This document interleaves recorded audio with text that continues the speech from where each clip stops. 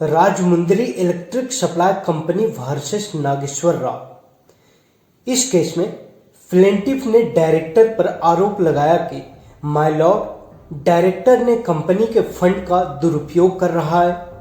यही नहीं, आगे और भी सुनिए। डायरेक्टर के पास मेजॉरिटी वोटिंग पावर है, इसलिए डायरेक्टर माइनॉरिटी शेयर होल्डर के इंटरेस्ट और राइट के खिलाफ काम कर रहा है।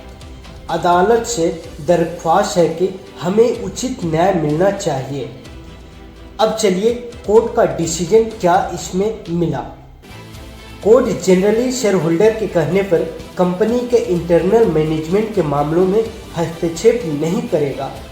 अगर कंपनी के डायरेक्टर अपने पावर को ध्यान में रखते हुए कंपनी के आर्टिकल के भीतर काम करता है, अर्थात डायरेक्टर आर्टिकल के पावर के भीतर कार्य कर रहा है, तो कोर्ट इस मामले में कुछ नहीं कर सकता है।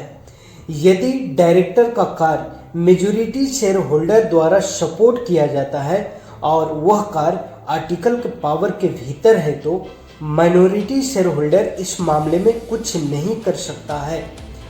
इन शॉर्ट, अगर डायरेक्टर का कार्य with in the power of article होगा तो माइनॉरिटी शेयर होल्डर कुछ नहीं उखाड़ पाएगा। कंपनी खुद सेपरेट लीगल एंटिटी है और कंपनी के पास पावर होता है कि अगर कंपनी में किसी भी तरह का गलत कार्य हो रहा है तो उस व्यक्ति के ऊपर, उस अथॉरिटी के ऊपर, उस डायरेक्टर के ऊपर, मैनेजर के ऊपर केस कर सकता है। तो कंपनी खुद सेपरेट लीगल एंटिटी है। कंपनी डायरेक्टर के गलत कार्य के खिलाफ एक्शन ले सकता है। ओवरऑल कंक्लूजन क्या निकला? Overall conclusion, Rajahmundry electric supply company versus Nageswara Rao case में माइनॉरिटी शेयर होल्डर के पास डायरेक्टर के अगेंस्ट एक्शन लेने का राइट नहीं था। आशा करता हूँ Rajahmundry electric supply company versus Nageswara Rao case आपको समझ में आ गया है।